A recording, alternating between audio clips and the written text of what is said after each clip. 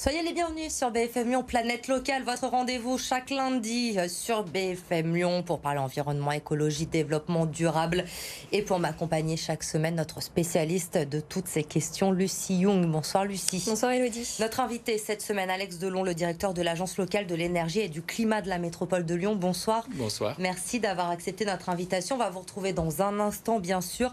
Mais d'abord, on débute avec l'initiative de la semaine.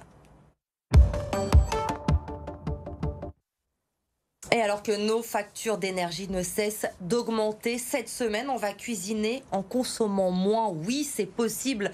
La cuisine, c'est le 3e poste de consommation de gaz après le chauffage et l'eau chaude. Mais Lucie, une Lyonnaise, a trouvé une solution pour nous aider. Exactement, elle s'appelle Ninon Voutet et elle veut vous permettre d'économiser jusqu'à 80% d'énergie de gaz en cuisinant. Alors, vous l'avez dit, c'est un gros poste de consommation. Par exemple, est-ce que vous savez que 4 heures de cuisson sur une plaque, ça équivaut à la consommation en énergie d'une ampoule qui est laissée allumée pendant 100 heures. C'est beaucoup quand même. Alors, l'idée de Ninon, elle est toute simple. C'est une couveuse culinaire éco-responsable qui permet de finir la cuisson de vos plats hors du feu et donc sans apport de chaleur. Ça s'appelle les cocottes, la cocotte écolo, on peut dire. Alors concrètement, comment ça marche ?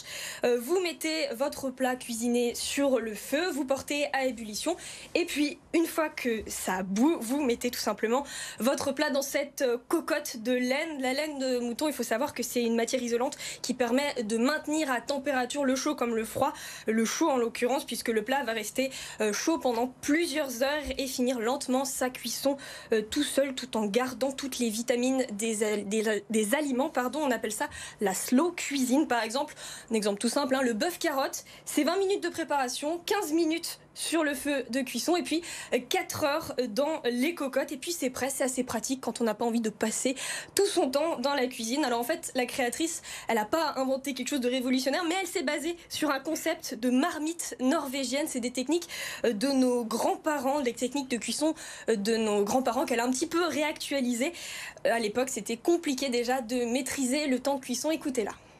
Donc mon grand-père qui a 96 ans m'a expliqué que sa maman avait dans la cuisine une grande boîte en bois avec de la tourbe dans laquelle elle venait mettre les casseroles pour finir de cuire et économiser du charbon.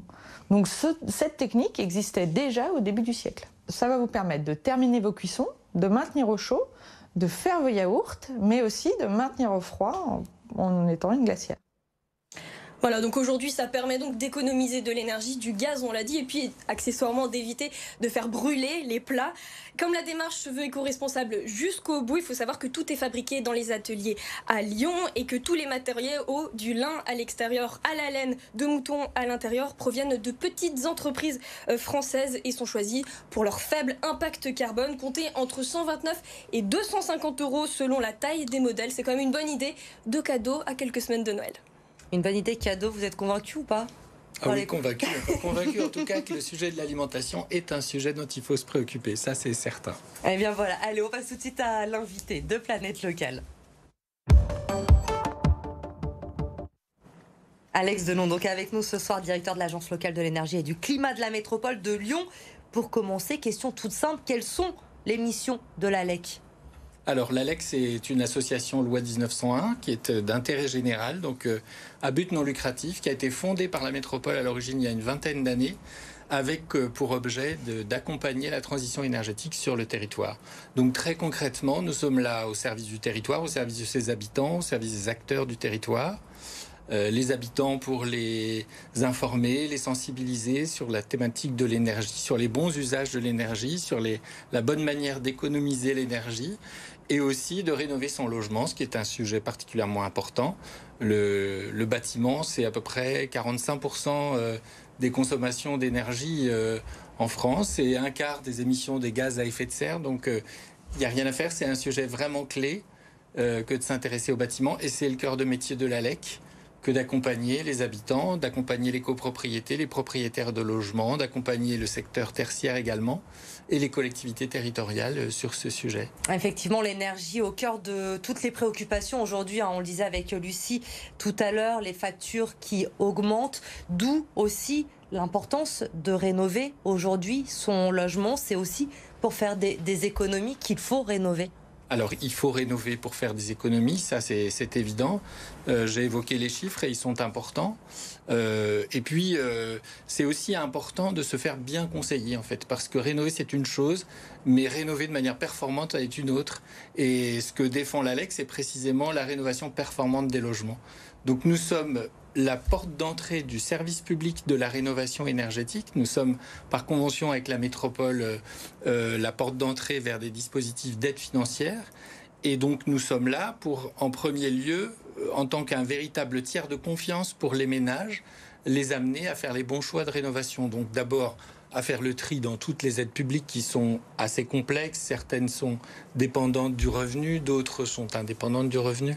Des aides locales, des aides à l'échelle nationale, des aides de l'Agence nationale d'amélioration de l'habitat. Bref, le grand public s'y retrouve pas. Il est aussi confronté à des offres commerciales en tout genre, parfois pas très honnêtes. Donc, les fameux coups de téléphone où pour 1 euro, on peut avoir l'isolation de sa maison, c'est ça ? Et dans lesquels on se revendique du service public, alors que aucun service public n'appelle jamais les particuliers.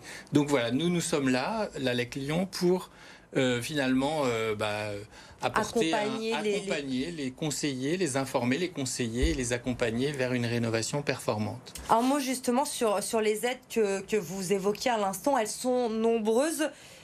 Quelles sont ces aides? Comment on peut y avoir accès pour quand on est un particulier et qu'on veut rénover son logement? Alors, ces aides sont nombreuses. Il y a des aides d'État. La plus connue maintenant depuis 1 an, c'est MaPrimeRénov', une aide décidée à l'échelle nationale et qui permet d'accompagner sa rénovation.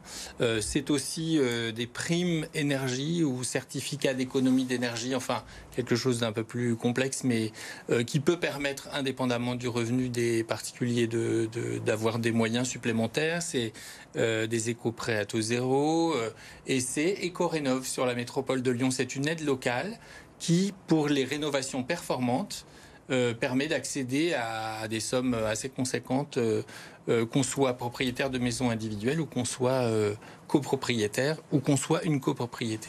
La rénovation énergétique essentielle aujourd'hui, on le disait, pour faire des économies. 5,6 millions de ménages en France, donc 12 millions de personnes seraient touchées aujourd'hui par la précarité énergétique. C'est important. La semaine dernière a eu lieu la première journée nationale de lutte contre la précarité énergétique. Il faut en parler, il faut informer les Français aujourd'hui. Oui, il faut les informer. Alors l'ALEC n'a pas une action directe auprès des personnes qui sont en situation de précarité. En revanche, nous accompagnons les travailleurs sociaux du territoire. Nous les formons, les informons En fait, les personnes en précarité énergétique sont les personnes en précarité tout court, en fait. Et ces acteurs sociaux sont au contact quotidien de personnes en situation de précarité. Donc nous les accompagnons, nous leur fournissons du matériel aussi qui leur permet d'animer des moments de sensibilisation et de formation des personnes précaires pour que effectivement ce sujet soit traité, qui est particulièrement important. Un logement bien isolé, justement, ça représente quoi en termes d'économie? Alors, c'est difficile parce que au fond, chaque logement est différent. Ce qu'on peut dire, c'est qu'en moyenne, on consomme à peu près par an en France dans un logement 250 kWh par mètre carré et par an. On peut arriver à une économie en engageant une rénovation performante à 90-95 kWh par mètre carré et par an, ce qui constitue une économie assez considérable à l'heure où l'énergie coûte particulièrement cher. Vous nous le disiez, il y a beaucoup d'aides disponibles pour les particuliers qui souhaitent rénover leur logement. Globalement, ça coûte combien aujourd'hui de rénover un logement? C'est un budget important, j'imagine, quand même. Oui, c'est un budget important. C'est quelques dizaines de milliers d'euros pour rénover son logement. Oui, je ne veux pas être très précis parce que ça dépend vraiment du point de départ, ça dépend du logement. Ce que je peux dire, c'est qu'une rénovation performante, c'est une rénovation qui engage à la fois l'isolation du logement. On va isoler la toiture, on va isoler les parois extérieures, on va isoler les planchers bas. C'est aussi les systèmes de chauffage, c'est aussi la ventilation, parce que quand on rend étanche à l'air, il faut pouvoir ventiler son logement. Bref, c'est aussi les systèmes d'eau chaude sanitaire, de chauffage. C'est un sujet assez global. Et selon la manière dont on l'attaque, ça coûte plus ou moins cher. Alors l'Alex sensibilise également les ménages à leur consommation. Vous avez lancé un défi, le défi déclic. C'est quoi exactement ? Oui, le défi déclic, il existe depuis quelques années. Il s'appelait Famille à énergie positive. Et j'engage d'ailleurs toutes les familles, familles ou même personnes seules qui nous écoutent à se lancer dans ce défi.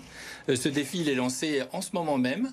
On peut y accéder par le site de l'ALEC et ça consiste en fait pendant une saison de chauffe, donc pendant cette saison d'hiver, à engager des économies d'énergie. Donc les familles sont regroupées par équipes et les équipes se challengent entre elles. C'est pas seulement de la contrainte, l'économie d'énergie, c'est aussi le moyen de rencontrer ses voisins, c'est le moyen de s'engager de manière assez ludique et conviviale. Donc déclic, c'est s'engager dans les économies d'énergie et d'eau à travers des moments de convivialité. Et là, on agit sur les usages, on donne des astuces, des trucs et des moyens techniques aussi d'agir sur sa consommation. Le défi déclic, donc, avec l'ALEC, on peut encore s'inscrire. On peut s'inscrire, c'est le moment ou jamais de s'inscrire sur le site de l'ALEC. C'est alec-lyon.org/déclic au pluriel. Eh bien, merci beaucoup d'avoir été avec nous ce soir, Alex Delong. Et n'hésitez pas donc à vous lancer dans ce défi donc et de rencontrer, pourquoi pas, vos voisins. Ça peut être aussi sympa. Merci Lucie. On se retrouve la semaine prochaine pour un nouveau Planète Locale. En attendant, l'info se poursuit sur BFM Lyon. Très bonne soirée.